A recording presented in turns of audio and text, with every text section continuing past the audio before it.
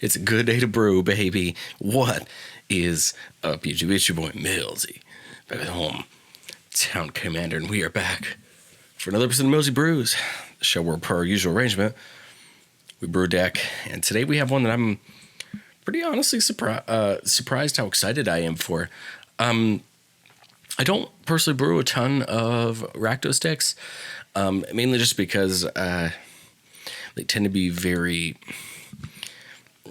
kind of burn based or very high risk, high reward based. But when I read the new Mishra, to be honest, I was pretty excited. For the first time, we get a Rakdos commander that cares about attacking, and that's pretty cool. I think that's something I can get behind. This would be something I'd want to try. We are looking at Mishra, claimed by Gix. This is our meld Mishra from the Brothers' War. It says, whenever you attack, each opponent loses X life, and you gain X life, where X is the number of attacking creatures.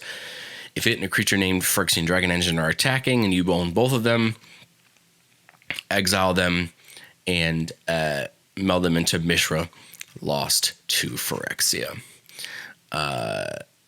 So that's pretty cool. I mean, I really dig Mishra,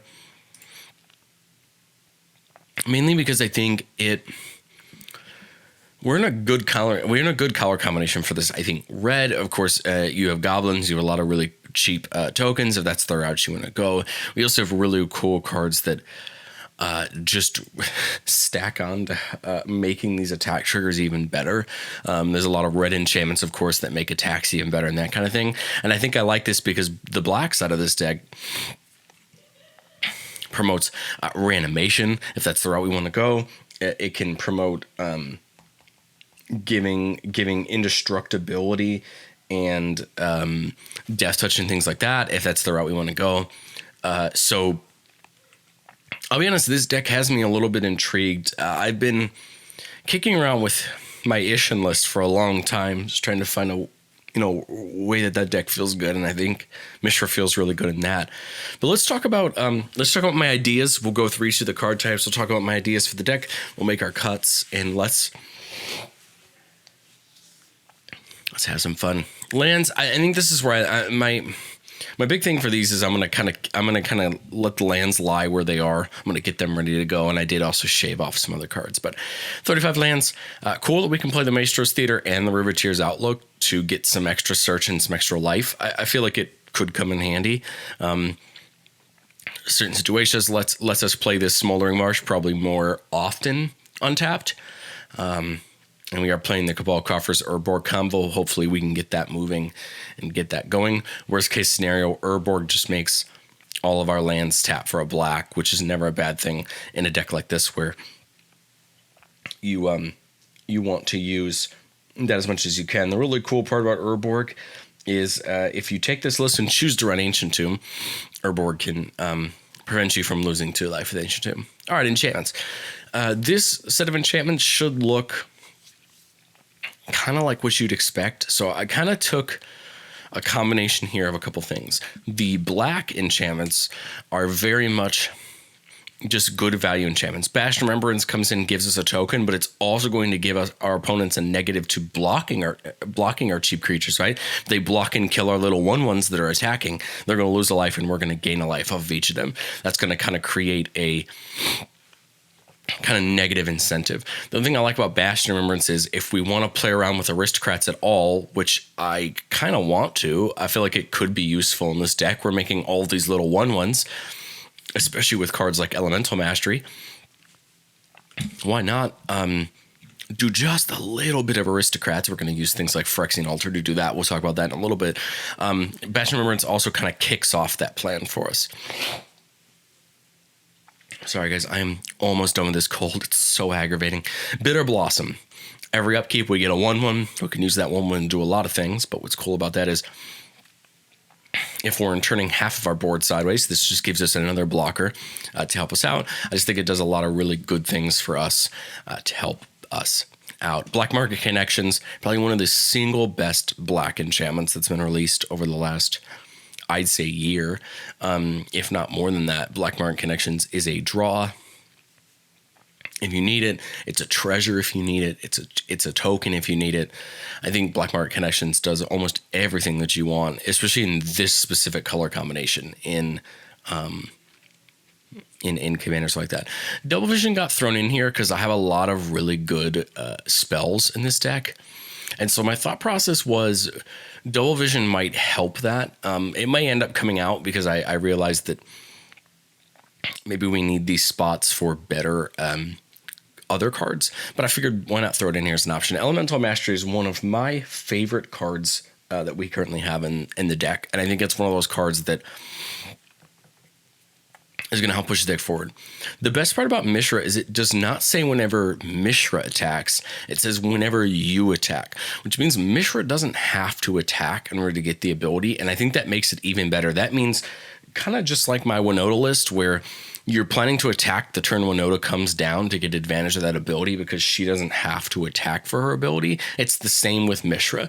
We were going to set up and then plan to get that first good attack in the turn Mishra comes down. And so Elemental Mastery is going to be pretty good for that because, well, maybe not the first turn Mishra comes down, but if we don't have Phyrexian Dragon Engine and we don't want to put Mishra in harm, or if we have another big creature that we want to put this on, the creature has tap, create X 1/1 elemental creature tokens with haste, where X is that creature's power, and then we exile them at the beginning of the next end step. So the cool part about this is, let's say we have it on, I don't know, something like Atali, which is a 6/6.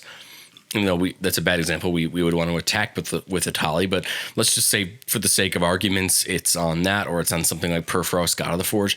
We tap it, make 6 1/1s that we can attack with for free now, and then the goal would be to use something like Phyrexian Altar or try to find some Aristocrat outlets to take advantage of stuff like that. I've got Fable and Mirror Breaker, which seems pretty good. That token's going to make us get treasures for attacking, something we already need to do. And then once you flip it over, if we have any creatures, which spoiler alert, we do, that aren't legendary, that have really good attacking effects, we can use Reflection and Kiki Jiki to double those effects and kind of get the train rolling. Fervor, giving all of our creatures haste, that just could become important depending on what little strategy we go with. I've built kind of two in here, a more token focused strategy or a more mid-rangey value engine. So whichever way we go, I think Fervor could go in. Goblin Assault, beginning of the upkeep, we get a token with haste, and then all of our goblins have to attack. This just really plays into this Krenko Goblin Rabble Master Legion War Boss. My goal is to kind of make this mini Goblin token sub-theme kind of squee as well, and just load the board with tokens, because that's going to kind of increase the number of creatures we can actually attack with. So that's why the Goblin Assault is there. Impact Tremors, it makes no sense if we're going to not play this token plan to have a way to damage our opponents, including them. So I like the Impact Tremors for that. I very, very, very heavily considered Cavalcade of Calamity, the red enchantment that says whenever a 1/1 attacks you and your opponents, it deals 1 damage to them. But I wanted to try to pursue something like Shared Animosity, which gives all creatures +1/+0 for each attacking creature that shares a type with it. I feel like if we're going to use this little mini goblin sub-theme, I feel like the Shared Animosity is going to be overly helpful for us to do that. Phyrexian Arena for the draw. I'm not quite sure how the draw is going to be in this deck, so I feel like something like Phyrexian Arena could go a pretty long way for us in helping us kind of draw more consistently. Phyrexian Reclamation is not a card I thought about until I saw the professor play this deck on game nights. I probably would play it a little bit differently than he did because I've kind of cut my teeth with the Noda, and I kind of understand this aggro attacky game plan. But Phyrexian Reclamation wasn't a card I thought of, and I like it because if Phyrexian Dragon Engine goes to the graveyard, you can unearth it, and it comes back with haste. But the problem is, a lot of these other creatures, if they go to the graveyard, unless you have something that you can reanimate creatures with, you don't really have a good way to bring them back.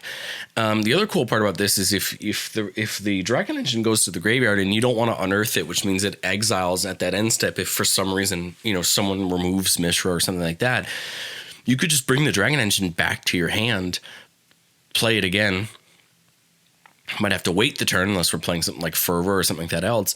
But I think you kind of protect that meld game plan and keep it going, because I don't think it's a spoiler to say that we want to meld into. I don't think it's a spoiler that we want to meld into Mishra, Lost to Phyrexia. I know that the front side of the card is really helpful, and that X damage when the X amount of creatures you attack with is kind of the main plan of our deck. But when we go to the backside, you get to pick 3 of these, and you get to do this every time it attacks or every time it ETBs. And with the creatures we picked in the deck, we're trying to bake just a little bit of extra combats in there, because we have to end the game. And if we have to end the game by combat, we want to do that as efficiently as possible. By that I mean, if we have to end the game by combat, I would much rather do my best to end the game under my terms by doubling up my combats and getting more effects, and getting 2 of these every time I attack, or 3 of these every time I attack. And if I can attack more than once in a turn with Mishra, Lost to Phyrexia, I feel like we're going to get that advantage quicker and quicker. Meat Hook, great removal, and it also fits into this aristocrat-y plan. Worst case scenario, with a Bastion Remembrance and a Meat Hook out, if that ever happens, dumping 1 into this and killing all of our Goblin tokens might actually kill our opponents straight out. Because remember that on this, when it says a creature you control dies, each opponent loses a life. Same thing with Bastion Remembrance, which means that if we can stack some of these effects every time one of our creatures dies, we're just going to chunk our opponents out for some good life. So that's why I think in a deck like this, Meat Hook makes a lot of sense. I think if we weren't playing any of the Aristocrat subtheme, and if we get to the point when we go to do our cuts where the Aristocrat subtheme doesn't happen, maybe Meat Hook isn't as good. But I think if we're going, my goal is to keep the Aristocrat subtheme there, and so I think Meat Hook is really helpful. Vampiric Rites. Again, this is another sack outlet for our creatures. Pay 2, sack a creature, gain a life, and draw a card. This is great because we're turning tokens that we're already going to be making into life and cards, which we're going to need. Red-black is going to need a draw outlet. That's why Phyrexian Arena is so popular in black, because black doesn't have a lot of great ways to draw for upside, and I think Vampiric Rites is a great draw for upside. And then Warlock class is in here just because it says the beginning of your Umstep, if a creature died this turn, each opponent loses a life. I don't see myself using the Warlock class as much as everything else, but I think I see why I might have added that guy in there. Okay, artifacts. I have to say this straight off the top. If it's me building Mishra, I'm not going to hold back when it comes to mana artifacts. And the reason that is because we're in Rakdos colors. We're not in a color like blue where you have near infinite draw to hold, and you don't need the high power, mana artifacts to kind of keep you going. We're not in green that has ramp. We're not in white that has things like Archaeomancer's map and doesn't require as much mana. I think the problem in this color combination is we need mana, and we need mana fast to get ahead. If we want to win by combat, we have to get ahead. So you'll notice I'm playing multiple Cheerio artifacts on this potential list. You do not. If you want to make this list, you do not have to play any of these Cheerio cards. I'm referring to Chrome Mox, Mana Crypt, Mox Amber, Mox Opal. I think you should play Mox Amber in this list, and I think you probably should play Mox Opal, but I can understand why you wouldn't want to play Mana Crypt, and Chromox, of course, is not a cheap card either, but I think they need to be in a Rakdos list because you need that pace. The pace is going to be the thing that I think makes the giant difference for us as far as keeping the game going. We're playing your classics, Arcane Signet, Rakdos Signet, the Talisman. Curse Mirror seems like it could be interesting. It comes in, it can copy another creature.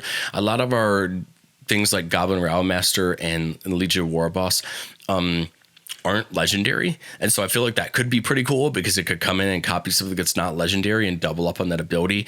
But it cannot come in and copy things like Delina or Krenko, the things that are other things that push our strategy through. So you gotta kind of be careful with it, but otherwise I think it could work really well for us. And then it's just a mana rock. Dolmen Gate. Dolmen Gate is going to be one of those cards that's just going to help us push through for the win. Prevent all combat damage that would be dealt to attacking creatures you control. This is going to prevent our little 1/1s from dying when we need to swing them. Because we need to, right? In order for us to take advantage of Mishra's effect, we have to swing. We have to. And so Dolmen Gate's going to help protect our creatures that swing in. The bad part here is we can't play Aroas. Aroas would be literally perfect for this, and this is why I kind of like the idea of Mishra in a deck like Ishin, is because Aroas protects literally everything, and then your attacks are free, right? You could care less. But here we have to be a little bit careful. We're making these 1/1s, and we want to swing with them, but we want a way to protect them, and I think Dolmen Gate is one of those ways to protect them. Felwar Stone, I would be very surprised if you sat down at a commander table these days and someone wasn't playing black to some degree. Black has become such a more popular color, and that's cool because black didn't used to be. So I'm glad that it's getting more love, but I would be very surprised if you sat down at a table with this deck and someone wasn't playing black or red. So Felwar Stone is almost always going to get us one of our colors. And if it doesn't, we can use it for a colorless mana for something. But like I said, I'd be very surprised if you sat down and someone wasn't playing one of those. Hammer Perforos gives our creatures haste. So this is kind of like Fervor, where we're going to have to decide how important this haste enabler is once we kind of get through our races here. Lightning Greaves, Swiftfoot Boots. I think these are here mainly to give our other creatures in our list who don't have haste. We're playing some of those tricky combat combos, and I think these two need to be in here to kind of push that plan along. Lithform Engine seems really interesting. I feel like it could be really good, and it could be one of those things where Strynock Resonator is just better because the 4 mana to put down Lithform Engine might be too much. But I feel like if we can stick Lithform Engine, even though it's 2 more mana than Strynock Resonator, the ability to copy instants and sorceries seems really good, and the ability to copy permanents, especially ones that aren't legendary, seems really good as well. I might be dreaming a little bit too hard with Lithform Engine here, but I think it's going to be good. Mishra's Bauble is literally just in here because it's Mishra. I actually don't think it's a bad card either. You sack it, look at the top card of an opponent's library, and then you get to draw a card on the next turn. That seems pretty cool if you want to know some information about somebody else's deck. Seems kind of fun. I think it's just in here for the added draw. The argument could be made that up against the other artifacts in the deck, maybe it doesn't work as well as we want it to. But I figured, hey, it says Mishra on it, and maybe be a cool card. We talked about the Moxus. Phyrexian Altar, I think, is one of those cards that's going to come into play with this Aristocrat sub-theme. Phyrexian Altar is a card that sacrifices creatures for colored mana. And there's a lot of cards that we have, like Gabonera Master, Legion Warboss, that make tokens each turn. But I'm thinking of this more like Elemental Mastery or Temp with Vengeance, or anything that creates tokens temporarily, or every turn, temporarily type thing. I feel like this is one of those cards that can turn those tokens into mana to keep our strategy pushed forward. So I like that. We talked about the Signet, we talked about Soul Ring, and same thing for the Strynock Resonator. Copy the Mishra trigger. You can copy it with Strynock Resonator and Lithform. Copy the Krenko trigger. Copy all of those triggers that are just going to push our strategy of this go wide thing forward. And so I like it. And I hope that we find a list that we can use those to kind of propagate forward and make better. Okay, going into the spells, I've noticed from some comments in the past that not everyone loves tutors, and I expect that. I expect that not everyone loves tutors. If you're not aware, I have a video on my channel, the video on the channel a few months back, where I talked about my staple binder and the concept of a staple binder, and using, instead of buying a demonic tutor or cards like that for every deck, you put them in a binder and use them in all of your decks to help save you money and build more. So for me, I have a copy of demonic tutor and Imperial Seal and vampiric tutor in a binder so that I can use them in every deck that I have. But I understand that not everybody it views brewing that way. So if you look at this list to go, I refuse to play tutors, take them out. I'm perfectly okay with you taking them out.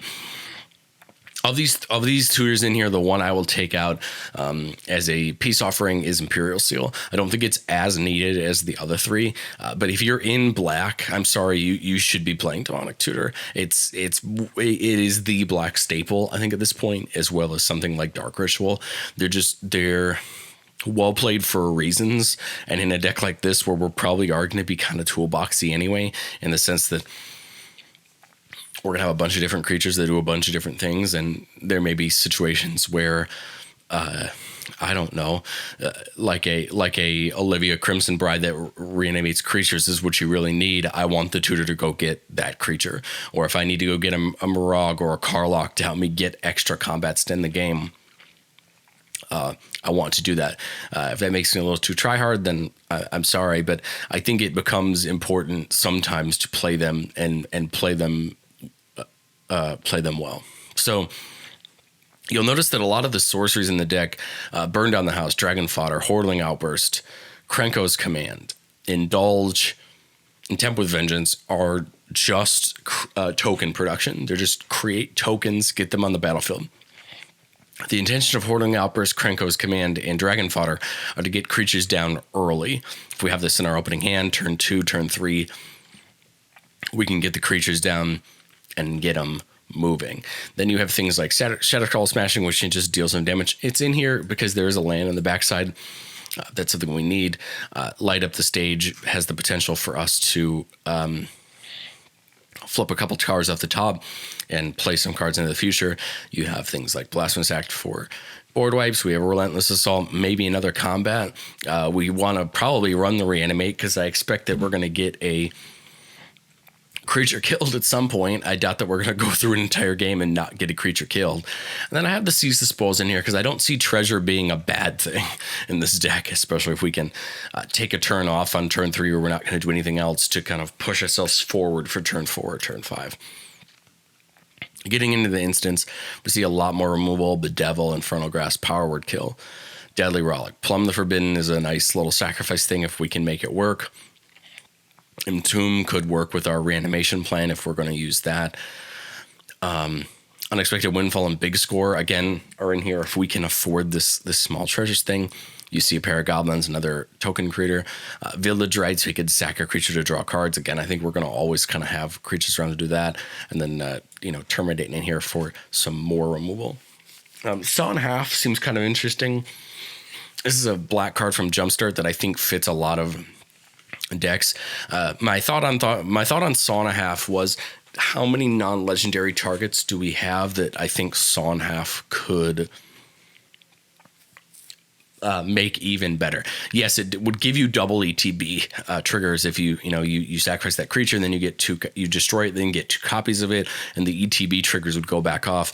But my thought process for Saw in Half is more things like Port Racer or Legion's War Boss or Combat Celebrant or Goblin Rabble Master. These cards that are just netting us value when they're there. Or even like a Loyal Apprentice. Like, those are the cards that I'm thinking of for Saw in Half.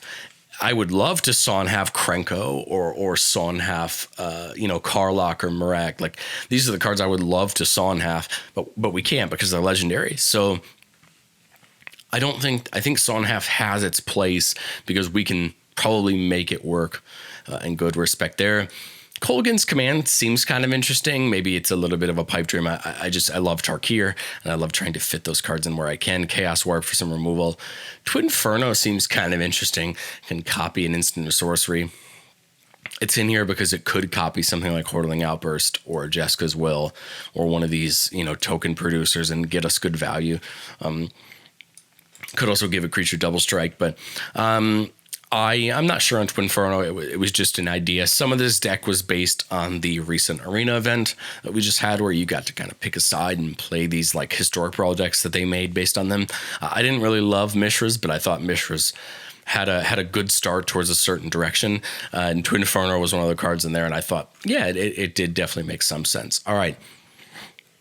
We'll go over our planeswalkers quick, and then we'll go into our creatures. Planeswalkers, we've got 3 that I was thinking of. The first is Chandra, Acolyte of Flame. Just makes 2 elementals with haste that gets sacrificed at the end step.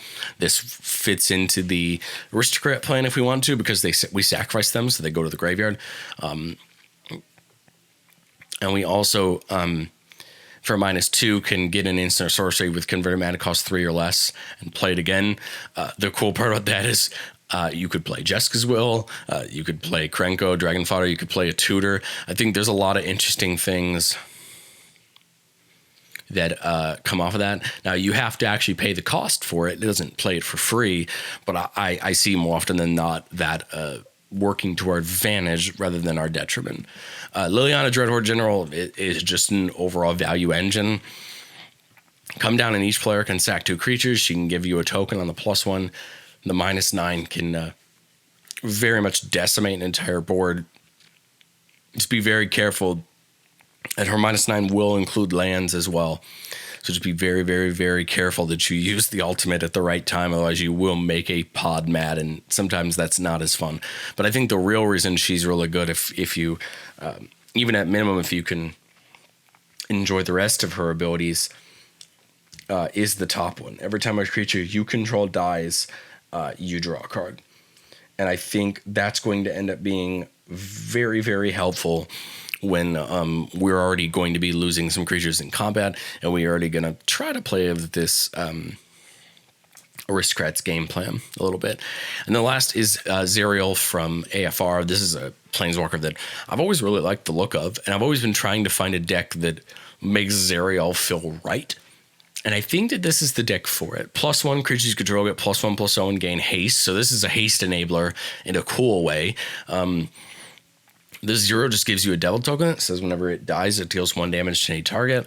And the -6 has an emblem that says at the end of your first combat phase on your turn, untap target creature you control. After this main phase, there's another combat. So the cool part there is it gives you the second combat from the emblem. And with things, depending on what creature you untap, you can go, I would guess, probably infinite with combats. If you're using something like, there's some creatures that like I would love to untap something like Kiki Jiki and then use Kiki Jiki to copy another creature and then keep that. The combo I can think of is Combat Celebrant Kiki Jiki. So you would use the Zerial emblem on Kiki Jiki, untap Kiki Jiki, make a copy of Combat Celebrant. You would go to the next combat. Combat Celebrant would attack by itself, exert it. It would untap every other creature and make an additional combat. And then you would be able to untap Kiki Jiki and then keep that combo going. Kiki Jiki plus Combat Celebrant is infinite combats. Because Combat Celebrant, the copy, which has haste because of Kiki Jiki, can exert on that next attack, and it will keep combats going. This plus Mishra being out without Mishra attacking is going to end the game no matter what. If you literally only have Combat Celebrant attacking and no one has any other way to stop it, you just do 40 combats, right? 1 damage on each of them, and you will end the game. But most of the time, you're going to have something else, some other creatures, some other value engine working to push you through to kind of help end the game as well. But I think that at minimum, this combo will help you end the game. So going into the creatures, it's a lot of these mini value engines that are going to help us win the game. We talked about Kiki Jiki, Combat Celebrant. We have things like Karlach, Fury of Avernus. Whenever you attack, if it's the first combat on your turn, untap all attacking creatures. They gain first strike until end of turn. After this phase, there's an additional combat, so you kind of get a second attack with each of those creatures, but they have first strike until end of turn, so that even for that first and second attack, they have first strike. Mirage is going to help make our extra combats even better because our creatures just get bigger and bigger and bigger and bigger and bigger. And when we put a land down, we get an extra combat. So that's pretty cool. And the cool part about this is In our second main phase, if we put a land down with Morag out, we actually get we get a combat after our second main phase. The only thing you have to remember about Morag's extra combats are you don't get another main phase between the end of Morag's extra combat and the end of your turn. So you just kind of got to be careful there and make sure you plan out for it. But most of the time, and it's working well. We got the new Rakdos from Jumpstart. Whenever it or another creature enters the battlefield, the creature gets +2/+0 and then makes the tokens. I'm not sure. I just threw it in here as a maybe. I thought maybe it could work. Delina is probably an all-star in this deck. And that's because you get a creature that comes in tapped and attacking. That's a copy of target creature. Now, when we played this on Arena, if you copied Mishra, it redid the trigger and got more of the triggers. I'm not sure if it was supposed to work like that. That's one of those rules interactions I'd love to know. Because if it's the case, this makes Delina plus Mishra even better. But at minimum, what this does is it gives you non-legendary copies of creatures. And I think that just ends up being great because you're just going to end up making a bunch of copies of things that are going to be really important and do really good things. The other good part about these kind of combos here where you're creating tokens is we're playing the Impact Tremors, but we're also playing Perfero Scout of the Forge, who deals 2 damage to each opponent every time a creature comes in. So the reason we're playing these token production things, we're playing these infinite combats where you're making tokens, is something like Perforos or Impact Tremors, where we're just, as you could tell, as we're making these tokens, as we're making these things, we're trying to just get that little bit of value every combat. Dockside seems like it'd be good. Just get some tokens, get some things. If Delina copies Dockside, you just get more and more treasures. Seems like a good thing to have. Drana seems kind of fun. Flying first strike. Whenever it deals damage, you put a +1/+1 counter on each attacking creature you control. She seems like a really fun Delina trigger because they're going to come in with first strike, meaning if they're unblocked, they do their damage first, and then all of their triggers are going to go off before the rest of your creatures' damage goes off. So Drana's going to kind of, let's say we attack with 6 1/1s in Drana. Drana does her damage first, puts +1/+1 counters on all of our 1/1s, puts them up to 2/2s, and then our 2/2s are even better in combat. So I kind of like Drana as well with Delina, because all of those Drana copies are going to go in the air. They're probably, hopefully, going to do all their damage without being blocked, and then you're just going to give your board a nice 2/2 or 3/3 or 5/5 bonus in that combat. And it's going to make it even better. Now, if that interaction works the way I think it does, then that interaction makes Atali like leagues better. But if it doesn't, Atali is still great. And this is one of those creatures of why we have a Swiftfoot Boots and Lightning Greaves in the deck. Same thing with Kiki-Jiki, but we'll talk about Kiki-Jiki in a little bit, is because we want Atali to attack ASAP.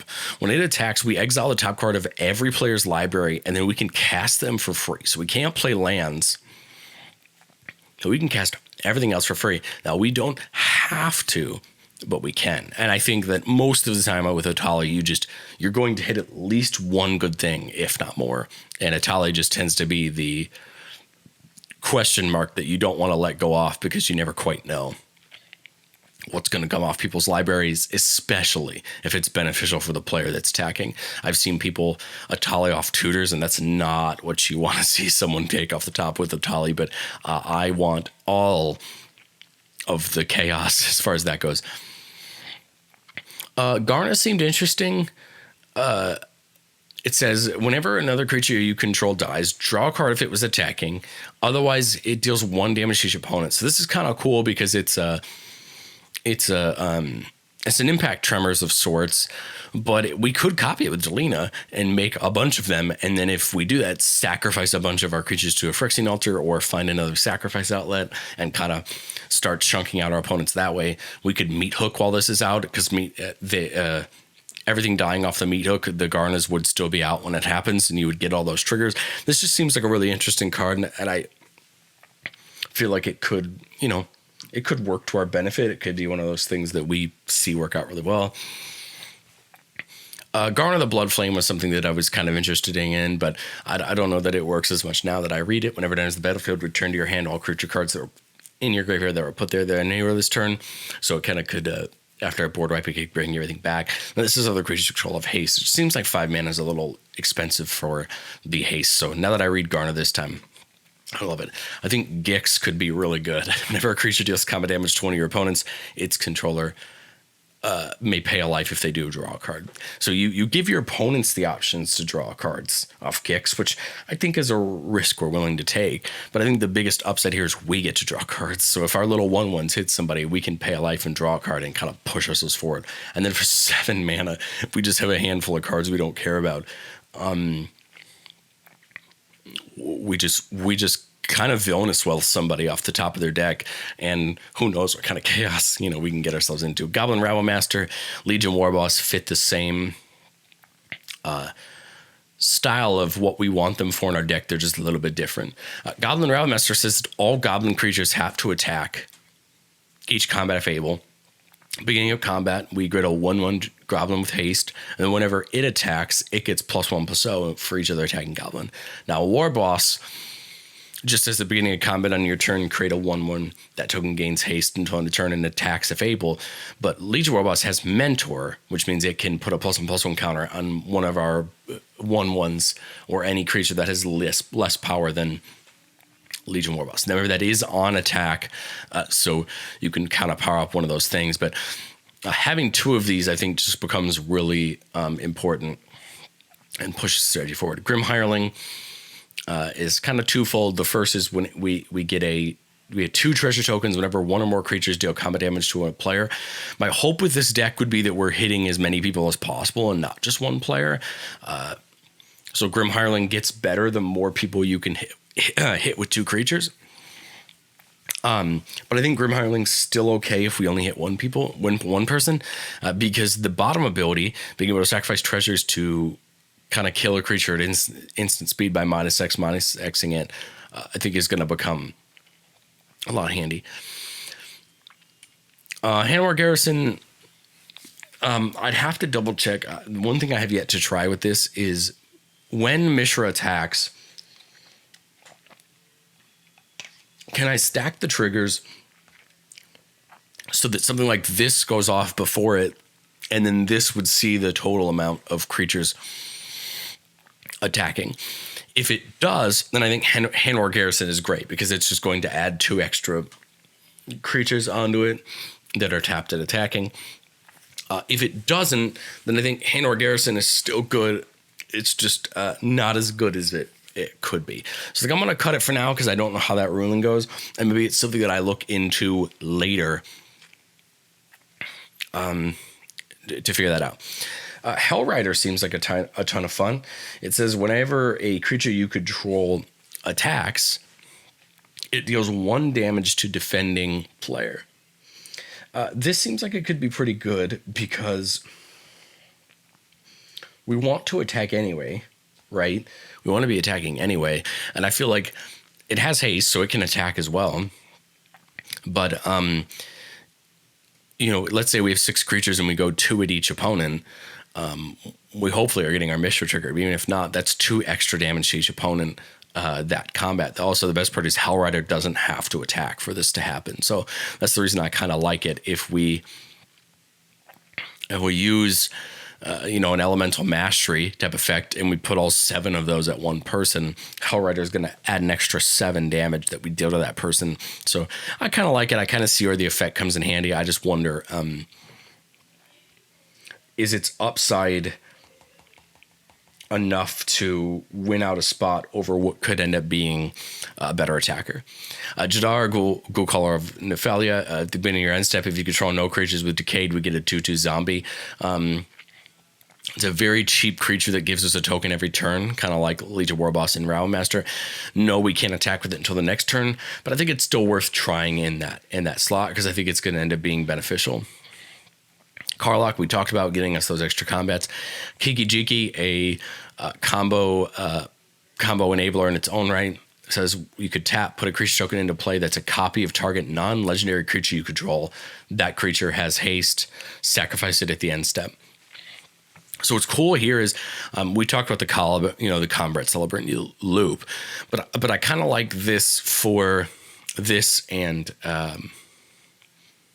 the Fable of the Mirror Breaker flips into a something like this, but you have to pay 1 to do it. It's the same effect. You just have to pay 1 to do it. This is also good with our little aristocrats plan, because if we do this a ton of times, we can't finish a combat. We could go into main 2, finish off the table with combat. We could go into main 2 and just sacrifice all of them to something, and then, get all the triggers from Bastion Remembrance or Meat Hook or the cards that do that when they die. Or we can use something like Perforos or the Impact Tremors to help end the game that way. So the cool part here is we can kind of accelerate our infinite combats game plan to end the game that way. We have our pair of Krenkos. The first one just makes X goblin tokens, where X is the number of goblins you control. I feel like we're going to have enough of them with the few of these little goblin guys. So I feel like it'll end up coming in handy. And then Krenko Tin Street Kingpin. The difference there is it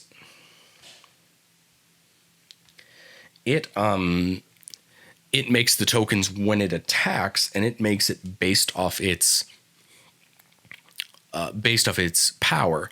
So what we could do there is buff this up somehow or do other things, and then make a bunch more tokens that way. Now those tokens don't come in with haste, so we do have to kind of keep that in mind. But again, this is a great enabler for something like Impact Tremors or Perforos, because that's going to deal damage as those come in.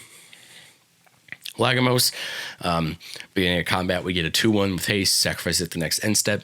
But what's kind of cool is the bottom of the card, which says search your library for a card, put it into your hand, then shuffle. Do it only if 5 or more creatures died this turn. So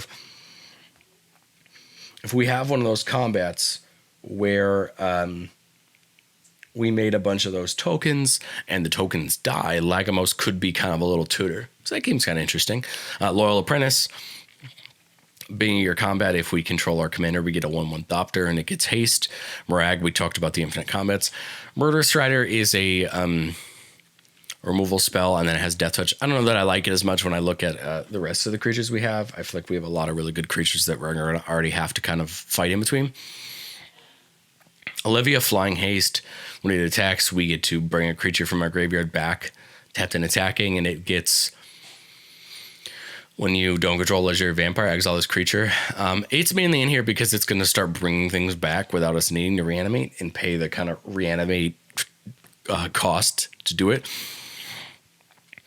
The other thing that I think might be interesting about this is if we attack with both Mishra and Olivia and Phyrexian Dragon Engine is in our graveyard, my thought would say we do the Olivia trigger first, bring the Phyrexian Dragon out, tapped and attacking, and then it would go to Mishra's trigger. Mishra would see that Dragon Engine is there, and then they could meld. I don't know if I'm wrong or right about that, but I think that's the way it looks like to me. And so I think that might be worth the juice there. Port Razor, when it deals combat damage to a player, untap each creature you control, and there's an additional combat, and it can't attack a player that already attacked this turn. This is another potential combo with Keiki Jiki if you have a player that's open or doesn't have a ton of creatures, or you can get Port Razor into somewhere effectively. You could I'd love a world where you have Port Razor, Keiki Jiki, and Combat Celebrant, and between the three of those, you're just going to continue to have infinite combats. But Port Razor is one of those cards that I think, given the right ability, or given the time to go off, I feel like it can do really well. Professional Facebreaker, number 1 more creatures deal combat to this player, we get a treasure. So kind of like Grim Hireling, but only 1 treasure instead of 2. But we could sack a treasure to look at the top card and play it. I think that becomes important, especially if we start missing land drops or digging for another answer. Perforos, we talked about Perforos being an impact tremors type card. But the other cool part is for 3 mana, we can pump all of our creatures by 1. That seems kind of interesting. Squee, I look at Squee as another copy of like a Legion War Boss, except it has to attack to do it. Other than that, I kind of view it the same way. Whenever it attacks, we get a 1/1 goblin that's tapped and attacking as well. So it's going to kind of help our numbers out that way.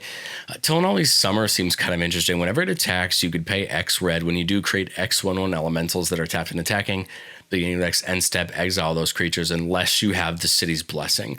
So the City's Blessing means you have to have had 10 permanents at some point during the game. As soon as you do, you have City's Blessing for the rest of the game. What I like about Tillinolli's Summoner is it starts being a temp with vengeance that's just for us that we get to do every turn. And I think it's one of those things that, yes, it has to attack to do it, but if we have like Dolmen Gate out, we can protect it and really get good value off of it, and then kind of keep our train moving. Urbrask, all of our creatures have haste, and then creatures our opponents control enter the battlefield tapped, which should help us get a combat advantage for that. You know, if all of our opponent's creatures are coming in tapped, as we're taking more turns, mounting more attacks, that should lead to us gaining more and more advantage in combat, because our opponents hopefully should have less and less creatures to basically deal with the constant threat that we're giving. And then Wormcoil Engine,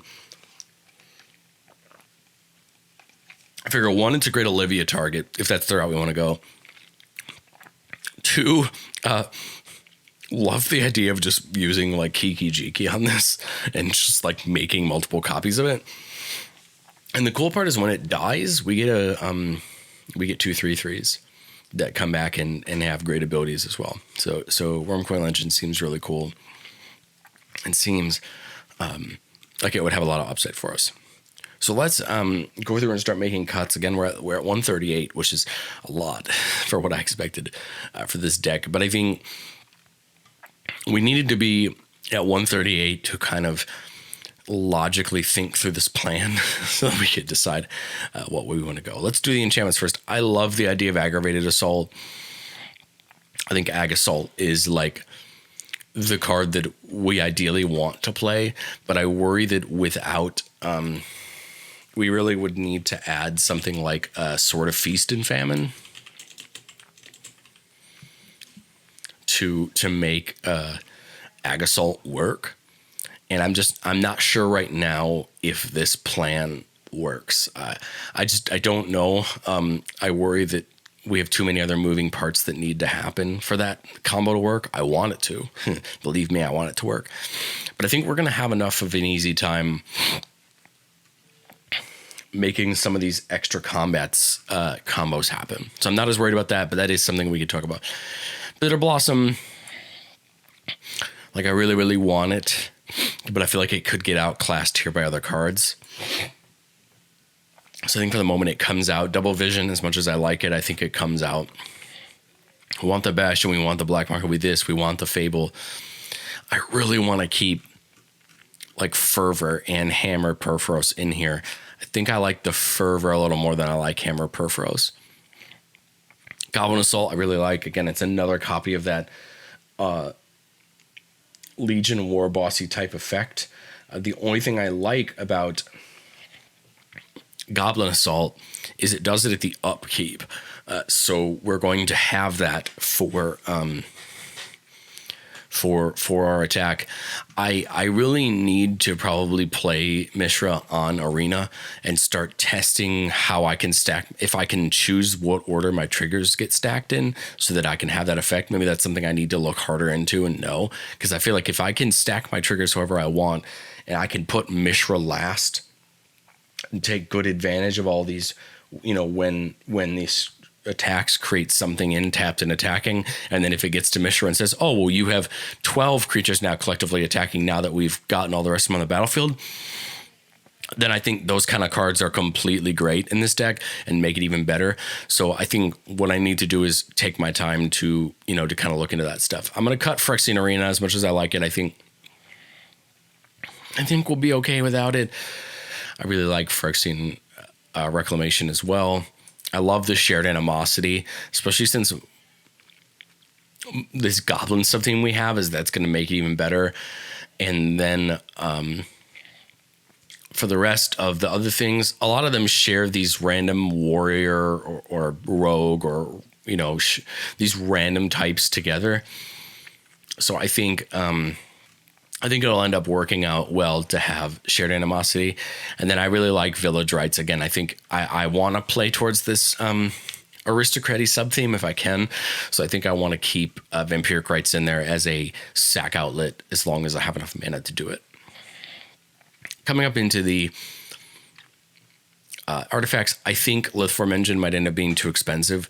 I think Stronic Resonator will do perfect for what we want it to do. I'm also going to consider cutting the Bauble. I just don't know if it does as much as I want it to do. I want to keep the more expensive stuff in here. So I think I'm going to cut the Cursed Mirror, although I really see the benefit of Cursed Mirror. I feel like maybe I consider cutting it for the moment. I want to keep both Swiftfoot and Greaves in because I think they both do a lot of good, for what we want to do. I'm going to cut in Tomb. I don't see myself doing enough of this recursion game plan that I think we're going to do. We're going to cut Colgan's command as well. We're going to cut the Plumb the Forbidden. I don't think we're going to have enough value for Plumb the Forbidden to be a really good card. I'm going to cut the Sea Paragoblins. I don't think we're going to need that much token production, especially for that price. I think I'm going to cut the Valakut Awakening as much as I like the card. I think we have other draw outlets that we can use and use more effectively. I really want to like the big score on an Unexpected Windfall draw game, but I kind of worry that we're not going to have space for them. I mean, we're at 125 and we can only cut so many creatures. I feel like something's got to get cut. We'll cut one of them. We'll cut the big score. We'll leave in the Windfall just so we have options for it. And I like keeping the spoils in as well. And I forgot we do also have the village rights. We do also have that kind of style of it as well. So maybe we try cutting both of them for the the village rights and the vampiric rights. We'll kind of see if that makes any sense. This would be one of those things where if after I test the deck, I realize that the opposite's better, then I would just change my mind and, flip back over to the treasure removal. But as I say a lot of times on Millzy Brews, we have to make a call and we have to test and fix later. As far as removal, I like the Chaos Warp. Power World Kill seems like it gets beaten by a little better stuff. I mean, Bedevil hits different things. Deadly Relic hits creatures. Infernal Grasp is just a little bit better than Power Word Kill in my opinion because it hits any creature. I think we're going to cut Saw in half as much as I want to make it work. I don't know if I see it. I like the idea of Malakir Rebirth because it's a land on the backside, but I think we want more creatures than we really want, like spells. And I love the idea of Twinferno, but I think maybe we cut it to prioritize some things. And I forgot, we have Deadly Disputes. Deadly Disputes, pretty much another village rights there, but it gives you the treasure when you do the sacrificing. Going up to sorceries, I'm going to cut the Relentless Assault. As much as I like Relentless Assault, I think we're going to have plenty of extra combats in our creatures. I don't think we're going to need it. I'm going to cut the Shatter Skull Smashing just because I think it doesn't really do what we want it to do in this deck. Love Blasphemous Act. Burn Down the House. As much as I love Burn Down the House, I think there's... I put it in there because it was like a dual threat. It's kind of a board wipe, and it's also kind of creature token removal. But I think we have better creature token removal creature token creation. I think we just have better options, and so I'm going to cut that. Keep the Dragon Fodder, keep the Whirling Outburst. Indulge seems cool. Whenever a creature attacks this turn, you get a 1/1 that's also tapped and attacking. And then on the backside, Access says create a token, creature token for each creature you control that dealt damage to a player this turn. So the backside of Indulge could just, it's called Excess because it could just fund our plan even better. Love Jessica's Will. Love the Krenko's Command, even though it only gives us 2 creatures. I feel like it just helps us out with our plan. I think I'd consider cutting Light Up the Stage. As much as I like it, we are still playing a couple of the tutors, which are going to help us find things we are. And the reason I'm playing the tutors is because, like, if I see Kiki Jiki in all reality, I want to go get Combat Celebrant. You know what I mean? When we see some of these creatures that pair really well with other creatures, we want to just go get them. And that may seem unfun to some people, but I think it's important to have a way to win the game. And if I'm going to go kind of hard into this extra combats kind of play type, then I think I can justify having the tutors in there to help me get there. I don't expect to be able to do this on turn 5 with this deck. Even with all of this extra fancy, just realized Urza Saga probably would be a very good card in this deck. Even with all of this extra fancy mana, extra mana rocks and things like that, I really don't think that we're going to be like swimming in it. You know what I mean? I really don't think that we're going to be like, oh, turn 5, we have everything we could have ever needed. I don't believe it. I believe that we're still going to be a turn 7, turn 8 go off deck. I still just don't see us winning on turn 5 or 6. So I think we're going to survive long enough to give our opponents time to deal with us before we push through and end the game. I think that's what makes a fair deck, is giving your opponents time to respond instead of like winning at instant speed on turn 2, as most CDH decks do. Okay, as far as the Planeswalkers, I think we can cut Chandra. Really, in all reality, I might even cut Liliana. I really love Liliana Dreadhorde General, but I think Zerial makes the most sense because it comes down and gives all of our creatures that haste, which is going to end up being important. As far as creatures, I think Ardas can get cut. I really like Gardna because I think it's another Impact Tremors, but I wonder if it gets beat out by like some of these other really good creatures.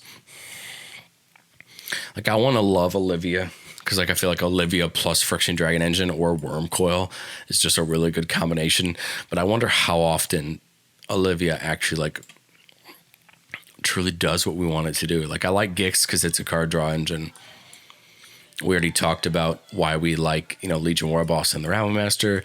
I like the Hireling because it gives us another piece of good production there. I like Loyal Apprentice because and Lagomos because again I think they fit this thing. But I kind of worry like, are we playing too much of the other stuff? Because we're down to 112 and I'm honestly not sure what to cut. I feel like we have so many good things. Do I need to get a little more in on the like I want to play Fur because I feel like giving everything haste would be what would make us better, but maybe I need to rely a little bit heavier on the combos we're going to have in place to do other things. I really like the Reclamation specifically for Friction Dragon Engine. If literally not anything else, just for the Dragon Engine, since at the end of the day we would like to meld if we can. Maybe Vampiric Rites is just maybe it's too expensive. We want something more like Phyrexian Altar for that to get us the more consistent sacrifice outlet. Like I like Faithless Looting. I think that little amount of draw is going to help us a ton. And I really like Village Rites and Deadly Dispute. Maybe we cut the Siege of the Spoils. Maybe we have enough of the draw outlet there. Maybe we don't need the Siege of the Spoils. We don't mind giving up that extra 1/1 Goblin to draw those cards. Maybe that's okay. Maybe we don't mind giving that up. I like the 1 Reanimate just in case we need it. Maybe the argument's we don't need the Krenko's command. We don't need both it and the Dragon Fodder, but I really like it. I think it becomes really important.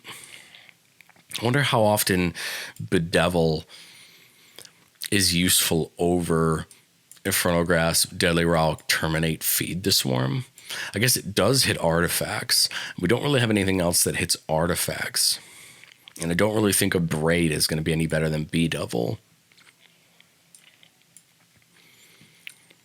I like Feed the Swarm because it hits enchantments. I don't know how often we're going to need to nuke an enchantment, but hey, I mean, you never quite know these days when hitting an enchantment's going to be important. Like, I really like this section. Is the answer shared animosity? Even though we have this like little goblin subplan going with all of these tokens and all of these, and the production here, it feels like shared animosity should be there.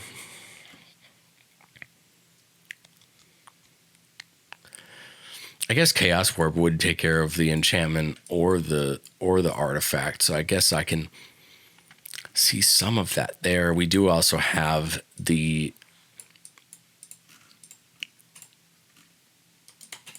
okay. We're just stuck scrolling up. Let's try to refresh here. All right, there we go. Okay. Man, I'm really not sure. I gotta cut 8 cards, and I'm not. I mean, okay. Let's try Jadar. Maybe because it, although it makes the token, it doesn't make it before combat, so we can't attack with it. If we can assume that Mishra's ability can be stacked the way we hope it can, it does doing us good. It feels like a terrible idea to cut Loyal Apprentice. Maybe I'll cut Drana, as much as I like Drana. Because maybe it doesn't fit that plan that I really want. Maybe I'll try cutting it and Olivia, which is I like both of those cards. Maybe they don't both do really exactly what we need them to do. Squeak kind of feels the worst of all of these kind of goblin cards, so maybe we'll cut it to keep like Grim Hireling and Facebreaker, because I think they help us with our plan. Really like Hellrider. I still think it does what we want it to do, but maybe we need to see the deck without it. I think more often than not, sometimes when you're staring at these like giant lists of cards, sometimes you need to see the deck run without certain cards or with certain cards to determine whether it's good or not. And the honest truth is, I just don't know. I look at this entire list and I'm like, what 3 cards do I cut? I guess Dark Ritual potentially. I mean, how much good does it do us? But then again, if we have it out and we can dump a bunch of our artifacts down, then that's good. I'm sitting here at 103 and I literally have no idea what to do. I like all my creatures. I like what they all do. I like how they all fit. Wormcoil feels like the odd man out here, but Wormcoil feels really good with Delina, especially for that lifelink. I don't want to cut Krenko Mob Boss because I feel like it fits really well with this Goblin sub-theme we have going, and I want to keep that going. I guess I'll try Loyal Apprentice. Let's try... It feels very weird to cut Dark Ritual, but let's try that. Again, I have to get it to the point that we can say, hey, this is our starting point, right? And I have to do it. I think shared animosity. Again, we have to get there. We have to get to a point where we can say, hey, this is our 100 to try, and this is where we're going to be contented. There we are. We're down to our 100. That hopefully we can be content. Well, let's play test one hand, and then we can turn it loose. We got 2 lands and a Felwar Stone. So let's rock it. Get the Field of the Dead down first. I'm now realizing that Field of the Dead does not filter into Graven Cairns, so this could be bad. Draw another card. Graven Cairns into Felwar Stone.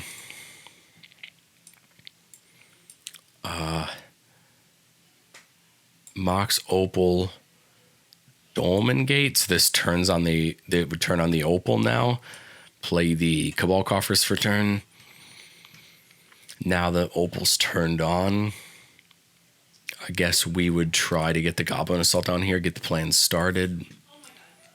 Draw another Swamp. 1, 2, 3, 4, 5, 6. 6 mana.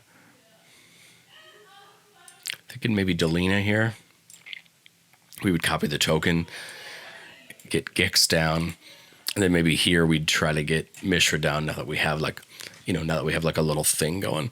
That felt kind of rough due to me not forgetting that Field of the Dead doesn't in that situation we kind of got screwed on colored mana. So maybe that could be a early sign that Field of the Dead needs to come out. Maybe we're not going to have enough lands for it. Maybe we just drew Field of the Dead way too early. But all right, that was definitely eye-opening. This is a deck I want to try myself. I don't know if this is the exact list that I'll go for. I'd like to kind of be able to have my time to look at it on my own and like really tinker around with it on my own. So if you want to see an update, throw it down in the comments later and I can tell you what I found when I was testing this deck. But that is it for me, guys. I hope that you enjoy the shell that we built together, the idea that we have, and please take this, make it your own. The link down in the comments is going to have the deck, and it'll have the entire considering board, everything that we cut, if you want to make the deck your own. Thank you guys so much for watching. Please like, comment, let me know what you think in the description or down below, and subscribe, and I will catch you next time.